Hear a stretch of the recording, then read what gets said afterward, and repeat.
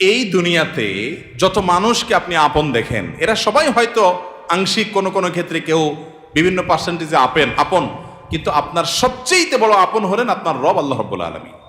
আল্লাহর চাইতে বড় আপন আর কেউ নেই। আপনি একান্তে আল্লাহর সাথে একটু কথা বলেন।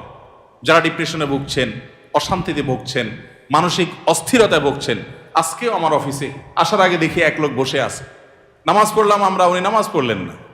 তো আমি যার মাধ্যমে আসছে তাকে জিজ্ঞেস করলাম, নামাজ পড়লেন, উনি কি মুসলমান না? বলে মুসলমান, কিন্তু উনি অন্য জগতে আছে। কি? উনি আত্মহত্যা করবে। আজকের ঘটনা, উনি আত্মহত্যা করবে, উনি আসছে। হাসছেন আপনারা? এর আগে এক জুমা অফিস থেকে আমাকে ফোন দিল, জুমার নামাজ পড়াইতে ঢুকবো, বলতেছে এক লোক অফিসে এসে ঢুকছে, আপনার সাথে দেখা করবে, সে আত্মহত্যা করবে, জুমার নামাজও পড়বে না, এখন মরার আগে আপনার সাথে একটু দেখা করতে চায়। আমি আছি নারায়ণগঞ্জ, আর সে ঢাকায় অফিসে। ভাইরা আমার, আপনারা হাসছেন? ঘরে ঘরে অশান্তির সমুদ্র চলছে, ঘরে ঘরে মানুষের মধ্যে অশান্তির মধ্যে হাবুডুবু খাইতেছে। তরুণ ইয়াং মানুষ, বাচ্চা ছেলে এখনো দুনিয়ার কিছু তারে পায় নাই, ব্যবসা বাণিজ্য জ্ঞানজাম ফাসাদ কিচ্ছু পায় নাই, কলেজ ইউনিভার্সিটিতে পড়ে, সেখানে শতাধিক ছেলে এক বছরে আত্মহত্যা করে ফেলতেছে।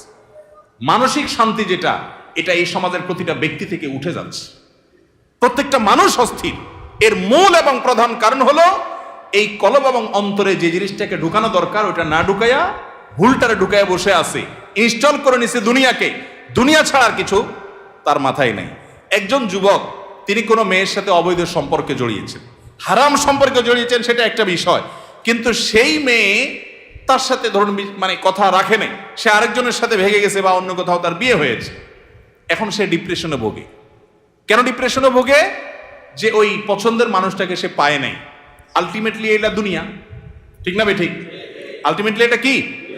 তার অন্তরে যদি আল্লাহকে স্থান দিত, আল্লাহকে যদি সবচেয়ে বেশি ভালোবাসতো, আল্লাযীনা আমানু আশাদ্দু হুব্বাল, তার অন্তরে যদি আল্লাহর সাথে মহব্বত সবচেয়ে বেশি থাকতো, আল্লাহর সন্তুষ্টিটাকে সবকিছুর উপর যদি প্রায়োরিটি দিত, তাহলে এরকম কেউ তার জীবন থেকে চলে গেছে, কেউ আসছে, কোনো দোস্ত নারাজ হয়ে গেছে, কিছু টাকা লস হয়ে গেছে, একটা ব্যবসা ছুটে গেছে, কিছু ক্ষতি হয়ে গেছে, এগুলোর কোনোটি তার জীবনে কোনো প্রকার প্রভাব ফেলতো? কি হয়েছে? এগুলা গেছে, আরো আসবে, না আসলোই না, তাতে কি সমস্যা? আমাকে তো আল্লাহর কাছে যেতে হবে, কিয়ামতের ময়দানে দাঁড়াতে হবে, সারা জীবনের হিসাব দিতে হবে। আমি সেই জায়গা কি হিসাব দিতে পারবো, সেই জিনিসটা আমি ঠিক রাখতে পেরেছি কিনা, এটাই হলো আমার মূল গোলের জায়গা, এটা হলো মূল টার্গেটের জায়গা। এইভাবে যদি আপনি ভাবেন, তাহলে আপনার মধ্যে ডিপ্রেশন ইনশাল্লাহ এমনিতেই দূর হয়ে যাবে।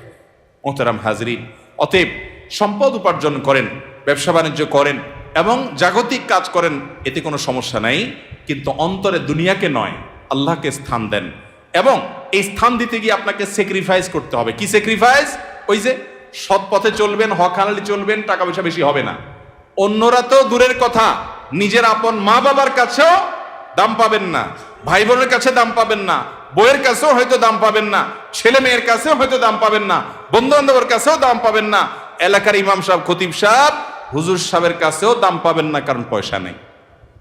কিন্তু আল্লাহর কসম, যেই জায়গায় দাম পাওয়া দরকার সেই জায়গা ঠিকই পাবেন। আরশ আজিমের মালিক আপনার অনেক বেশি মূল্য দিবেন। নবী করিম সাল্লাল্লাহু আলাইহি সাল্লাম কতবার এরকম বলেছেন সাহাবীদেরকে, তোমরা কোনো জান্নাতি লোক দেখতে চাও? বলি ইয়া রাসূলুল্লাহ, দেখতে চাই। একটা লোক চলে যাচ্ছে সামনে দিয়ে, তিনি জিজ্ঞাসা করেছেন, এই লোকটা সম্পর্কে তোমাদের কি ধারণা? বলি ইয়া রাসূলুল্লাহ, লোকটা খুব সাধারণ একজন মানুষ, এত গরিব, সমাজের এত সাধারণ মানুষ যে এ ব্যক্তি কারোর মেয়ে বিয়ে করতে চাইলে কেউ তার কাছে মেয়ে বিয়ে দিবে না, কেউ তাকে পয়সা হাওলাত দিবে না, কেউ তাকে চেয়ার দিবে না, কেউ তাকে কদর করবে না। আরেক লোক আসছে, নবী করিম সাল্লাল্লাহু আলাইহি সাল্লাম বলেন, এর সম্পর্কে তোমাদের বক্তব্য কি, মূল্যায়ন কি? সাহাবীরা বলছেন, ইয়া রাসূলুল্লাহ, এই লোকটা যার মেয়ের বিয়ের অফার করবে, সবাই তার কাছে মেয়ে দিতে পারলে সৌভাগ্যবান মনে করবে, পয়সা আলা, ভাবসাবালা, সমাজে অবস্থানওয়ালা। সে কারো কাছে কিছু চাইলে কেউ তাকে ফেরত দিবে না, তার অবস্থান আমাদের কাছে অনেক বেশি।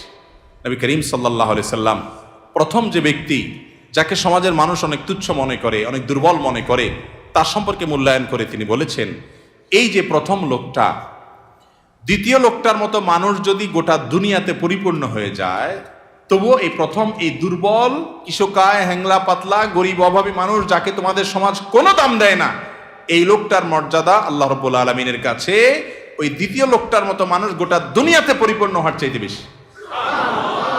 ভাইরা আমার, এজন্য সামাজিক অবস্থান এটা আরেকটা ডেঞ্জারাস ব্যাধি, নেশা। নেশা সামাজিক অবস্থান। বেশিরভাগ লোক পয়সা করি কামাই করেন নিজে খাওয়ার জন্য না, ভাবসাবের জন্য। কিসের জন্য? ভাবসাবের জন্য। ভাবসাব বুঝেন? আমি এই জন্য প্রায় সময় বলি, গোটা দুনিয়াতে এখন অভাবটা হলো ভাবের। অভাবটা কিসের? ভাবের অভাব। যে আমাকে মানুষ লাখপতি বলবে, কোটিপতি বলবে।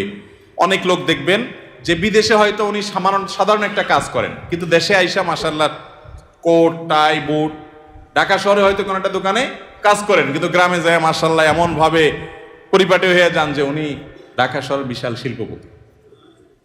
আছে না নাই? তো বেচারা এত কষ্ট কেন করতেছে? তার দরকার একটু ভাব। তার কিসের দরকার? ভাব। এটাকে বলে সামাজিক অবস্থান। হব্বে যা, এটা মানুষকে কুরে কুরে শেষ করে দেয়, একদম ধ্বংসের দ্বার প্রান্তে নিয়ে যায়। এজন্য ডিপ্রেশন থেকে মুক্তি পেতে চান, একমাত্র পথ আল্লাহর আনুগত্য এবং গোলামিতে ফিরে আসেন। সালহাতু সঙ্গে বুদি দিল খারাস আজমুদে এক জামানা খাকে বাস। ভাইরে, বহু বছর তো পাথর হয়েছিলেন, কিছু কাল একটু মাটি হয়ে দেখেন, একটু চোখের পানি ফেলে দেখেন, একটু রোনাজারি করে দেখেন, একটু আল্লাহর সাথে কথা বলে দেখেন, দুনিয়ার মোহটা ছেড়ে দেন, আল্লাহর মোহাব্বতটাকে নিজের ভেতরে আনার চেষ্টা করেন, আল্লাহর গোলামিটা করে দেখেন। একাকি আল্লাহর সাথে একটু কথা বলেন, ভোর রাতে উঠে একটু আল্লাহর সাথে কথা বলেন, তাহাজ্জুদে গিয়ে একটু চোখের পানি ছেড়ে দেন, মুনাজাত করেন, আল্লাহর সাথে কানাঘুষা করেন। কেউ আপনার দুঃখ বুঝে না, আল্লাহকে বলেন, আল্লাহর সাথে একটু কথা বলেন। আপনার চাইতে সুখী মানুষ আল্লাহর জমিনে আরেকটা আর থাকবে না ইনশাআল্লাহ। ভাইরা আমার, সুখের যে পথ কোরআন বলেছে সেটা আমাদের বিশ্বাস হয় না। সম্ভবত হাসান বসরি রাহিমাহুল্লাহ বা অন্য কোন এক তাবেঈ বলেছেন, কোরআনে আল্লাহ রাব্বুল আলামিন বহু জায়গায় ওয়াদা করেছেন যে আল্লাহ তাআলা মানুষকে দুনিয়াতে সুখ স্বাচ্ছন্দ্য দিবেন। মান আমিলা সালিহাম মিন যাকারিন আও উনসা ওয়া মুমিন ফালানুহইয়ান্নাহু হায়াতান তাইয়্যিবা। নারী হোক আর পুরুষ হোক, যে ব্যক্তি ঈমান আনার পর নেক আমল করবে, আল্লাহ নির্দেশ মতো নিজের জীবনকে পরিচালিত করবে, এটাই তার জীবনের মূল টার্গেট। এটা ঠিক রেখে পয়সা আসলে আসুক, না আসলে নাই, ব্যবসা থাকলে থাকুক, না থাকলে নাই, আল্লাহর আনুগত্যটাকে মূল রেখে চলে। আল্লাহ রাব্বুল আলামিন ওয়াদা করেছেন দুটি বিষয়ের। এক, ফালানুহইয়ান্নাহু হায়াতান তাইয়্যিবা, তাকে অবশ্যই অবশ্যই, যারা মাদ্রাসার ছাত্র বা আলেম ওলামা তারা জানেন, ফালানুহইয়ান্নাহু লামে তাকিদ বা নুনে তাকিদ সাকিলা, তিনটা তাকিদ দিয়ে আল্লাহ বলেছেন ফালানুহইয়ান্নাহু, অবশ্যই অবশ্যই অবশ্যই আমি তাকে দুনিয়াতে সুখী জীবন দিব। আল্লাহ তাআলা বলেন নাই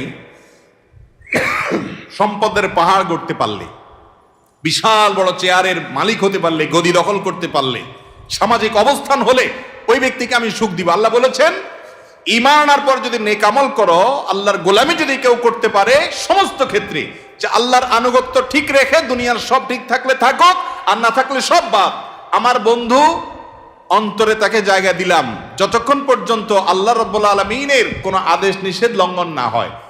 তার সাথে বন্ধুতা করতে গেলে আমার আল্লাহকে হারাইতে হয়, তো বন্ধু বাদ, স্যাক্রিফাইস করে দিলাম। আমি কোনো গ্রুপকে, কোনো বলয়কে আমি পছন্দ করি, ভালো লাগে তাদেরকে, কিন্তু তাদের ভালো লাগতে গেলে দেখি না আল্লাহর ভালো লাগা আর পাওয়া যায় না, তো বাদ, আমার জীবন থেকে আমি সরাই দিলাম। আমি একটা ব্যবসা করতে যাচ্ছি, বিশাল বড় লোভনীয় অফার, হাতছানি পয়সার, কিন্তু এটা করতে গেলে আমার আল্লাহর নিষেধাজ্ঞা লঙ্ঘন করতে হয়, হারাম করতে হয়, তো বাদ, এ লোভ ছেড়ে দিলাম। এর নাম হলো মুসলমান। এই ত্যাগ মনে হয় খুব কষ্টের না? ভাইরা আমার, আল্লাহ রাব্বুল আলামিন যা বলেছেন, আল্লাহর কথার সত্যতাটা আমল করে দেখেন। আজমুদে এক জামানা খাকে বাস, একটু আমল করে দেখেন। স্যাক্রিফাইসের ভিতরে যে আনন্দ আছে, আল্লাহর শপথ ভোগের ভিতরে সে আনন্দ। হারামের হাতছানি আছে, ছেড়ে দিছেন কেন? আমার রবের নির্দেশ নাই, অনুমোদন নাই, আমি করলাম না, দরকার নেই আমার এই পয়সা। মনে হয় খুব কষ্ট হবে, তাই না? বাহ্যিকভাবে কষ্ট হবে, রুহ যে আছে, রুহ আত্মা ভেতরটা প্রশান্ত হবে। একটি জয়ীফ হাদিস দ্বারা প্রমাণিত যে কোনো ব্যক্তি যদি তার দৃষ্টির এরিয়াতে কোনো পরনারীকে দেখে, সুন্দরী মেয়েকে দেখে, দেখার সুযোগ আছে, ইউটিউব ফেসবুকে ভালো জিনিস দেখতে দেখতে হঠাৎ একটা খারাপ জিনিস চলে আসছে, আপনি দেখলে দেখতে পারেন, কিন্তু দেখলেন না, এটাকে অ্যাভয়েড করলেন আল্লাহর ভয়ে, যে না, আল্লাহ তাআলা আমাকে কোরআনে নির্দেশ করেছেন কুল্লিল মুমিনিনা ইয়াগুদ্দু মিন আবসারিহিম, ঈমানদাররা যেন তাদের চোখের হেফাজত করে, আমি সেজন্য দেখব না। আপনি এটাকে এড়ায় গেলেন, স্কিপ করে চলে গেলেন, বাহ্যিকভাবে একটু কষ্ট হবে প্রথম, মনে হচ্ছে যে আরে এটা দেখলে মনে হয় সুখের সমুদ্রে আবুডুবু খাইতে পারতাম, কিন্তু আপনি দেখলেন না। একটু পরীক্ষা করে আমল করে দেখেন, কখনো যদি এটা আপনি অ্যাভয়েড করতে পারেন। একজন রাস্তা দিয়ে মেয়ে যাচ্ছে, সুন্দরী মেয়ে, আপনার চোখে হালকা আবসা আবসা দেখতে পেয়েছেন, যে আঁচ করতে পেরেছেন একজন সুন্দরী মেয়ে যাচ্ছে বেপর্দা, আপনি চাইলেই তাকিয়ে হারাম